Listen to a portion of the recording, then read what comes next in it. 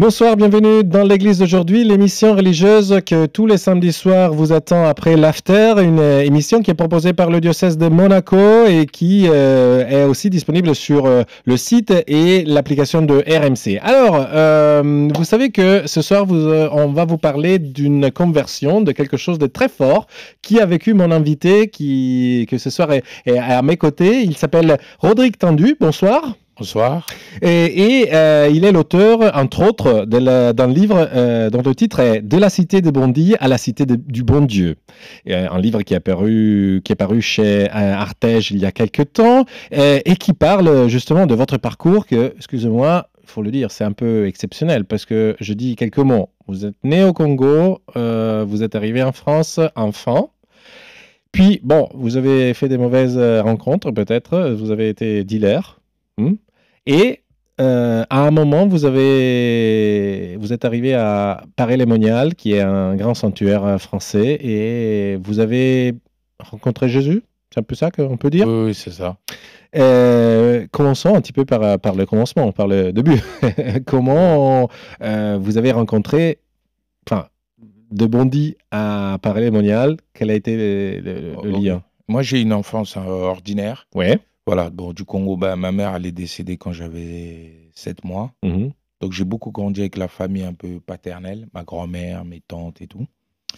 Et quand je suis arrivé à Bondy, j'ai grandi aussi comme la famille un peu congolaise. Ouais, donc, tout le monde s'occupe de tout le monde. Élargi. Donc, ça se passait éventuellement bien jusqu'au...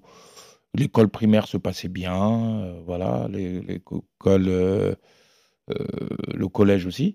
Après, dans les quartiers, il faut être fort, il faut apprendre à se battre, comme tous les enfants.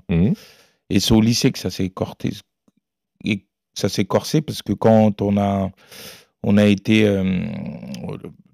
orienté dans un lycée qui était dans une autre ville, qui s'appelle Noisy-le-Sec, qui est juste à côté de Bondy. Et là, c'était la guerre. Parce que la cité, juste en face, il y avait une cité. Et cette cité-là, elle était en guerre avec les cités de Bondy. Donc chacun était un ennemi en fait. Voilà. Et du coup, nous, comme on était dans leur territoire, ils nous attendaient chaque jour, ils voulaient nous... Voilà. Et ça devenait impossible d'aller à l'école. Mais nos parents, ils nous mettaient la pression d'aller à l'école. Donc on était un peu tiraillés. Donc on sortait le matin pour faire genre on va à l'école chez nous. Et on n'allait pas à l'école parce qu'on risquait notre peau et on traînait du coup. Donc à la base, il y avait cette peur d'être frappé, d'être... Voilà. Ouais, il y avait cette peur. Donc, et puis, voilà, vous avez commencé à faire n'importe quoi. D'abord des cambriolages. Dans ces cambriolages, on trouve des armes. On se fortifie aussi. Donc, du coup, on commence vraiment... Et petit à petit, c'est jusqu'au trafic, en fait. Oui. Et vous avez été arrêté aussi J'ai été arrêté quelques fois, mais je n'ai pas fait de la prison. Et c'est là aussi, c'est un signe de Dieu. Sinon, j'aurais jamais fait éducateur. Oui, oui, parce que en plus qu'être l'auteur du livre de la cité de Bondy à la cité du bon Dieu, vous êtes aussi un éducateur. On en parlera tout à l'heure. Et voilà. Mais à un moment, enfin, excusez-moi, mais si on est dealer, comment on fait à se rendre compte que Jésus nous appelle aussi? Mais dans les quartiers, en fait, tout le monde est croyant. Et c'est quand on sort qu'on voit qu'il y a des athées, tout ça. Nous, c'est pas normal que quelqu'un ne croit pas. Ouais. Même c'est louche pour nous. Quelqu'un qui ne croit pas. Donc, je t'ai entouré d'autres religions, l'islam, le protestant, hindou. Parce que vous étiez déjà chrétien, vous avez été baptisé. Oui, baptisé, première communion, tout ça. Je faisais beaucoup de foot aussi. J'ai été entraîné, j'ai eu cette chance d'être entraîné par le père d'Mbappé, le frère d'Mbappé. Voilà, et la mère d'Mbappé que je connais bien, tout ça. Bon, bref. Et du coup, j'ai été entouré il y a pas mal de religions, il y a plein de nationalités qui cohabitent dans les quartiers. Donc, j'ai pu voir qu'il y avait des gens qui priaient Bouddha. Voilà. Qui avaient quand même une vie spirituelle. Voilà. Et petit à petit, voilà. Donc, et là, les sœurs, elles étaient venues une fois dans le lieu où on faisait nos trafics, où personne venait. Un point de deal. Ouais. Du coup, elles viennent en souriant et en disant qu'elles viennent nous rencontrer. Mais qui étaient des sœurs, de bonnes sœurs. Des sœurs de bonnes sœurs, un peu des laïcs consacrés de la communauté de l'Emmanuel. Ouais. Et on voit 3 petites bonnes femmes blanches. Ouais. On se dit, mais non, mais ça, c'est des flics. Et on les a fouillées. On s'est rendu compte que c'était des sœurs. Ouais. Et moi, ça m'a fait mal. Du coup, je me suis dit, j'étais l'un des seuls chrétiens. J'aurais dit, moi, je suis catholique. Priez pour moi, mais cassez-vous d'ici. Dégagez. Dégagez, en fait. Okay. Parce que vous ressentez qu'elles étaient menacées, forcément. Mais pourquoi elles sont venues vous voir? Parce qu'elles ont dit qu'elles habitaient le quartier, qu'on les a envoyées là, et que leur objectif, c'était de rencontrer des gens, tout ça. Et encore une fois, c'est là que vous avez décidé d'aller à Paris? Non. Et parce que la gratuité comme ça interpelle. Ouais. Ça te, voilà. C'est pas là. Moi, je voulais plutôt qu'ils me foutent la paix, comme ils m'avaient dit qu'ils habitaient dans le quartier. Ma grand-mère, elle est très chrétienne. Donc elle habite à Bondy. Ouais. Elle va à la messe tout le temps. Donc je me suis dit, si elle me croise avec elle en train de faire les courses... Ça fait mal. Ouais, malgré qu'on fait le caïd, mais dans nos familles, on essaye d'être quand même parfait. Le petit-fils parfait, tout ça. On respecte aussi nos grands-mères. Voilà. Et donc, du coup, moi, je leur avais dit ça pour qu'ils me laissent me foutre la paix. S'ils voient avec ma grand-mère, qu'ils disent pas, ouais, on a vu votre petit-fils, là. Ouais. Il fait n'importe quoi. Ouais, il fait n'importe quoi. Moi, c'était dans cette optique-là. Donc, pour vous libérer de laissez-moi tranquille. Mes menaces. Voilà, vous êtes des sœurs, je vous aime bien, vous ne voulez pas du mal, mais laissez-moi tranquille. Ok. Et finalement, ils ne vous ont pas laissé tranquille? Non, quand je les voyais à Bondy, ils me disaient, Rodrigue, on prie pour toi, tu sais, il faut que tu changes d'amis. Moi, je n'y croyais pas du tout. Ouais. Et puis, un jour, ils vous ont embarqué, ou c'est vous que finalement vous êtes retrouvé le dos au mur? Un jour, on avait fait un peu des conneries, on s'était battus. Ouais.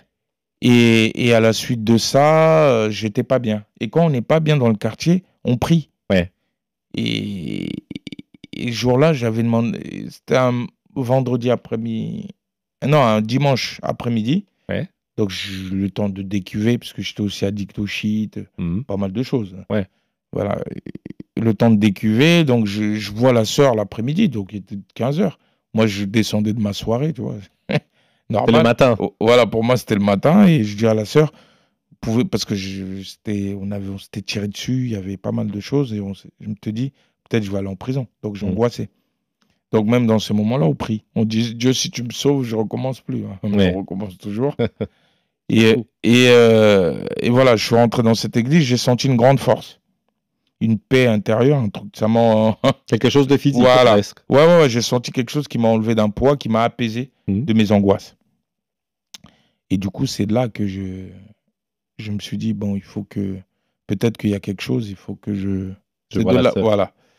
Et c'est là qu'elle me parlait déjà de paralmonial, mais j'en avais rien à foutre. Excusez-moi de l'expression. Non. Et à la suite de ça, du coup, pour la remercier, j'ai été à Paralmonial. Paralmonial, qui est un endroit où Jésus est apparu. Il est apparu, il a dit, voici le cœur qui a tant aimé les hommes, qui n'a reçu qu'en gratitude.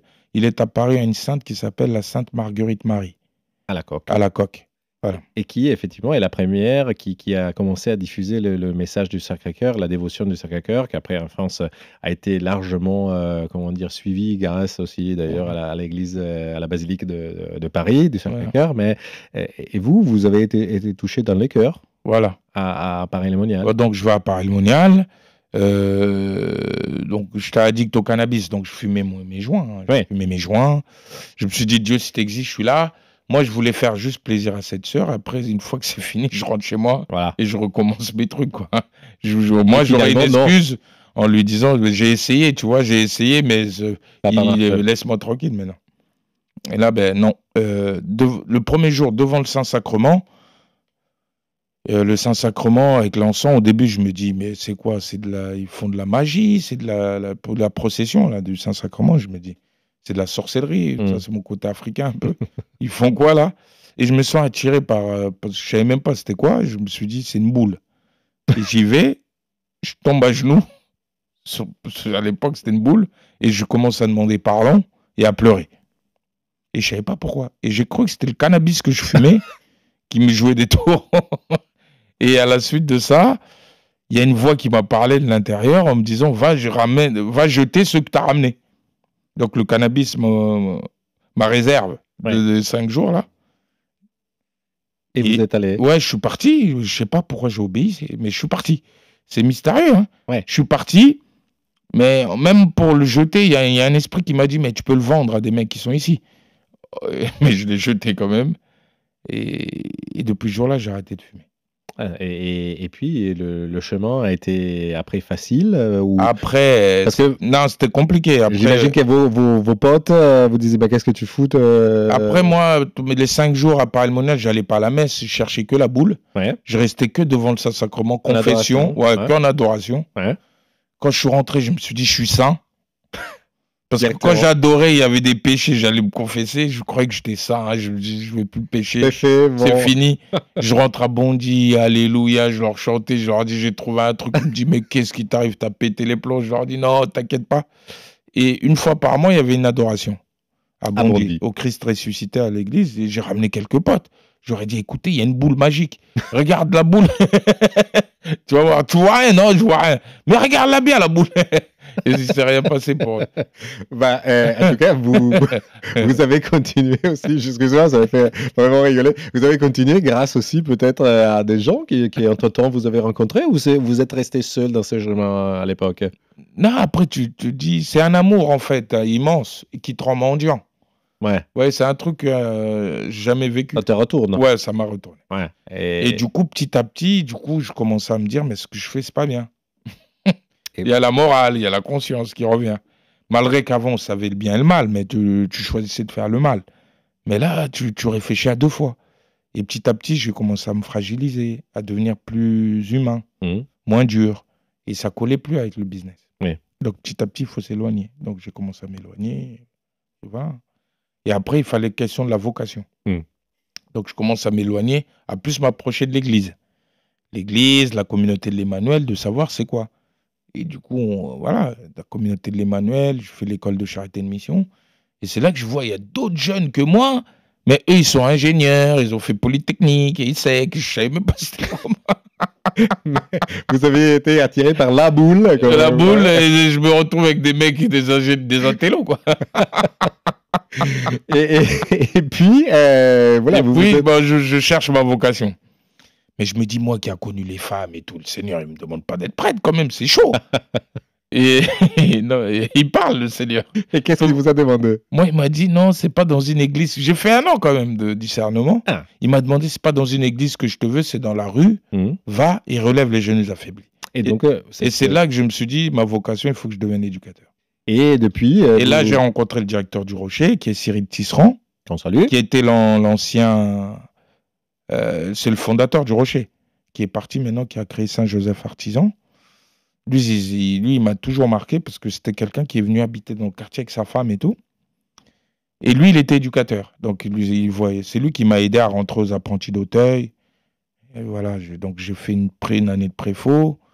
Et après, je suis parti faire des stages dans les maisons des apprentis d'Auteuil. Les apprentis d'Auteuil, c'est un organisme assez connu en France qui s'occupe des jeunes un peu en difficulté, tout ça. Et même là, le Seigneur a agi maintenant avec du recul, parce que quand j'arrive là-bas en stage, j'étais dans un pavillon d'adolescents. Donc d'adolescents de 14-16. Alors que vous aviez quel âge à l'époque? J'avais 22. Et j'arrive là-bas, le petit, donc il devait se coucher à 22h. Je dis au petit, vas-y, c'est l'heure. Il m'insultait tout le petit, parce qu'il est en colère. Et moi, au lieu de le régler, je croyais que j'étais encore abonné, je l'ai coursé le petit, je dis, je veux te tuer. Je l'ai coursé dans tout le foyer. Le directeur, le lendemain, il m'a convoqué, il m'a dit, Rodrigue, tu sais, on ne règle pas comme ça, il faut leur parler, tout ça. Et là, maintenant, avec du recul, même le Seigneur m'a appris à discuter, à être moins violent, et petit à petit, voilà. Et après ça, donc, j'ai fait un certain temps d'apprentissage à éduquer les gens, à mieux comprendre, à comprendre les institutions. Après, je me suis dit, mais peut-être qu'on ne fait pas assez. Parce que j'ai vu des jeunes venir dans ces institutions et s'abîmer. Et d'être... Voilà, qui ne fumaient pas, qui fument, ouais. Je me suis dit, mais on ne fait pas assez. Non, voilà. Après, le temps guérit presque tout. Mais voilà. Moi, pour moi, tu vois.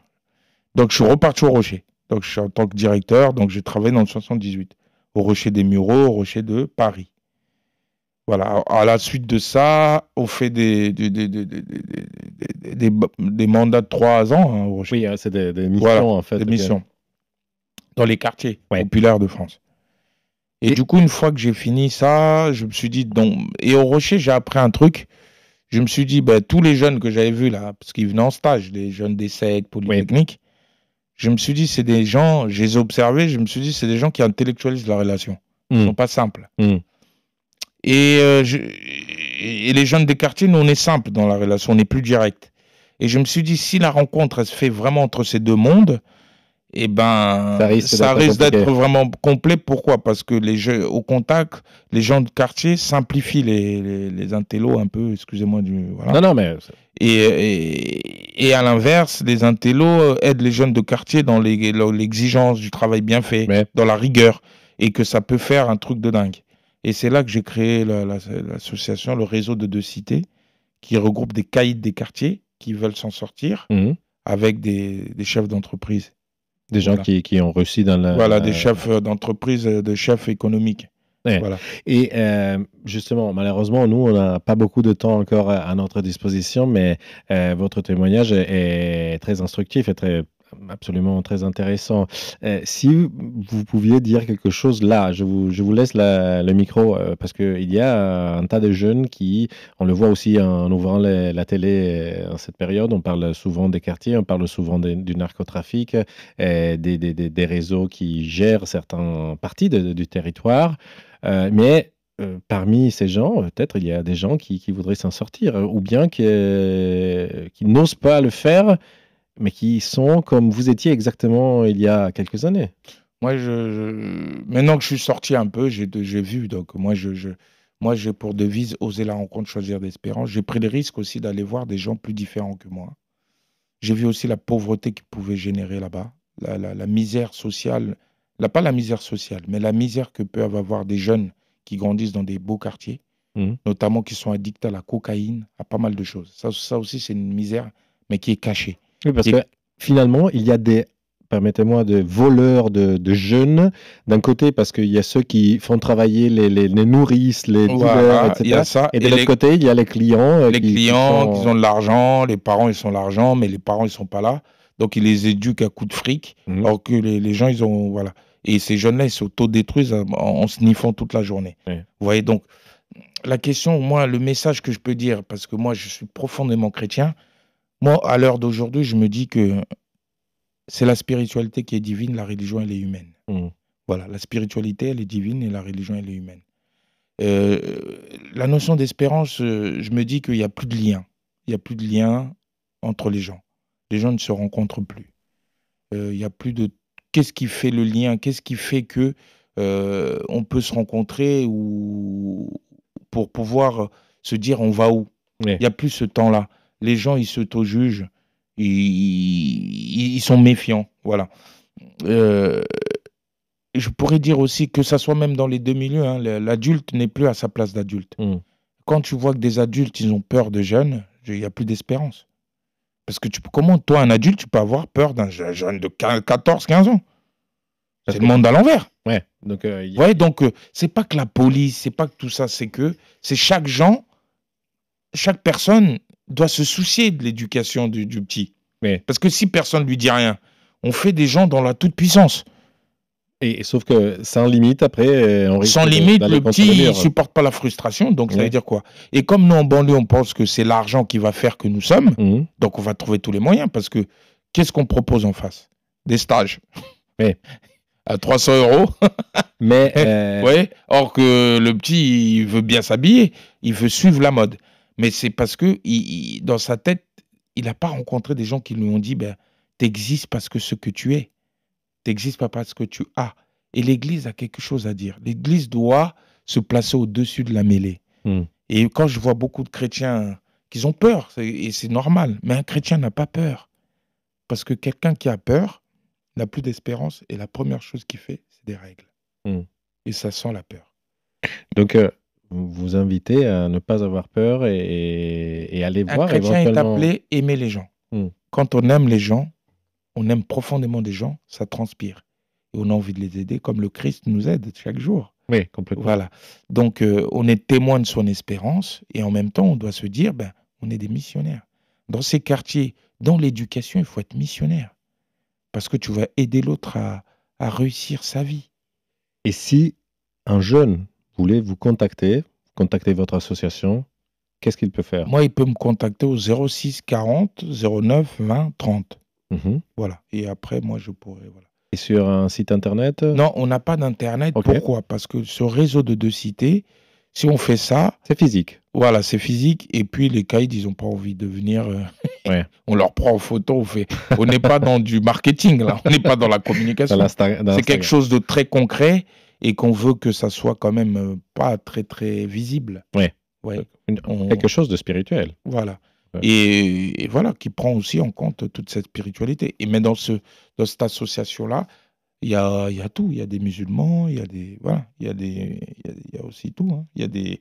Mais moi, je souhaite que les patrons soient quand même des catholiques, des chrétiens. Qui puissent... pour pouvoir porter, parce que dans les quartiers, en tout cas, quelqu'un a besoin que la personne soit spirituelle. Donc, avoir une base, foi, une religion, voilà. Qui puisse... qui légitime son envie d'aider. Et sinon, derrière, ils vont se dire, ils cherchent des trucs, il y a toujours des substituts. Oui, il y a toujours Et est-ce qu'il y a un sang, une phrase de Jésus qui vous a guidé dans ce chemin que vous avez parcouru? Mais moi, c'est cette vocation. C'est pas dans une église que je te veux, c'est dans la rue. Va et relève les genoux affaiblis. Et c'est ça. En fin de compte, moi, je sais que je serai que dans là-dedans. Et je sais que ça, c'est là que j'excelle, parce que c'est ma vocation, c'est mon don. Et c'est ça qui est génial, en fait, parce que tout le monde ne l'a pas trouvé, ça. Et moi, je sais que je ne pourrais pas faire d'autre travail que ça, qui fait grandir l'autre. Après, le reste, c'est qu'un outil. Et après, c'est que moi, à un moment donné, j'essaye en tout cas, il faut vivre, mais j'essaye d'être complètement dégagé de tous les trucs, de tout ce qui est un peu le matériel, l'argent, tout ça. Vous voyez? Moi, souvent, l'argent, je peux faire des erreurs, parce que j'ai peut-être, voilà, mais je le tourne vers le bien de l'autre. Ouais. Donc, toujours, encore une fois... Voilà, un moyen, mais pour faire ce qu'on doit faire, il faut se détacher, parce que notre monde, notre espérance est ailleurs. Donc, on ne peut pas trop s'attacher ici. Parce que non, après, on ne les ramène pas avec nous. Non, mais du coup, notre espérance est ailleurs. Et un chrétien, c'est ça son espérance. Elle est ailleurs. Elle n'est pas dans un territoire bien donné, donc un missionnaire. Elle est ailleurs. Et moi, c'est ça que j'essaie de vivre, parce que mon espérance est ailleurs. Je vous remercie, Rodrigue Tandu. Je rappelle que vous êtes un éducateur et aussi l'auteur du livre De la Cité des Bondis à la Cité des Bons Dieux, qui est paru chez Artege. Moi, je remercie aussi tous les auditeurs qui nous ont suivis dans ces longs épisodes de l'Église d'aujourd'hui, que vous pouvez retrouver sur le site et sur l'application de RMC. Et vous pourrez retrouver aussi de la vidéo de cet épisode sur la chaîne YouTube du diocèse de Monaco. Bonne nuit, que Dieu vous bénisse et à la prochaine semaine.